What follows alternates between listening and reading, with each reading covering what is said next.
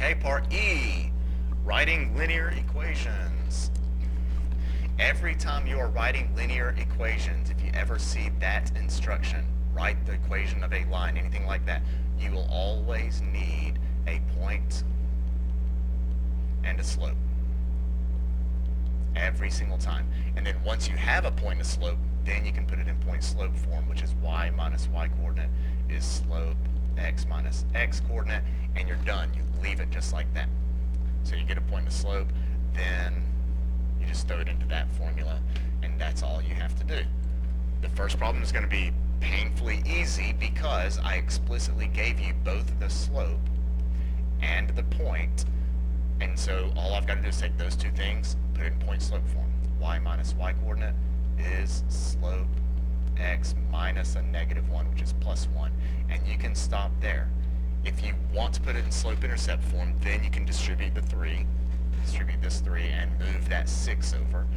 There's really no need to do that. Point slope form is perfectly acceptable and legit. We're not like cheating the world of math in any way there. Number 35, slightly more difficult because I gave you points, but I did not give you the slope. So we have to find the slope ourselves. Fortunately, we learned how to find slope in Algebra 1, and that is you subtract the y's and subtract the x's and divide them. So 9 minus 4 over -3 minus 1, which gives me a slope of 5 over -4. So there's my slope.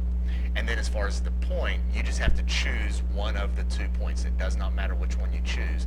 I prefer this one because there are no negatives in it. If I can avoid negatives or fractions or things like that, I will. And so if I choose that point, I would have the line y minus 4 equals slope -5/4 x minus 1, and you're done. If you choose this point, that's fine also. Then it would be y minus 9 equals same slope, -5/4 x minus a -3 is +3, and both of those are fine. Both of those are perfectly acceptable.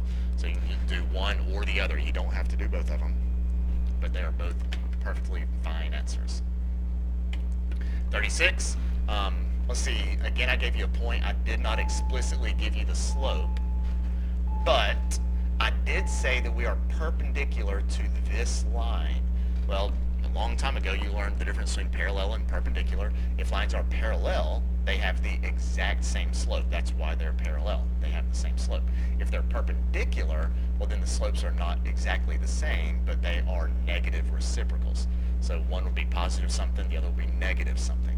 So what I'm going to do, whoops, oh geez, where'd I go? Here I am. So what I'm going to do here, I am perpendicular to this line. This line has a slope of 2/3. That means my perpendicular slope is going to be -3/2. So there's the slope I'm going to use. And the point that I'm going to use is 2, 7. And I'll simply take that point and this slope, and we will roll both of these into point slope form over here. And I'll have the equation y minus 7 is my slope of -3/2 x minus 2. If it said the line parallel to this one, so just in case I go crazy and put that on the test, the parallel one would have the exact same slope, so it'd be y minus 7, and we would just keep the slope the same, 2/3 x minus 2. And I think that was it for the linear equations. It was!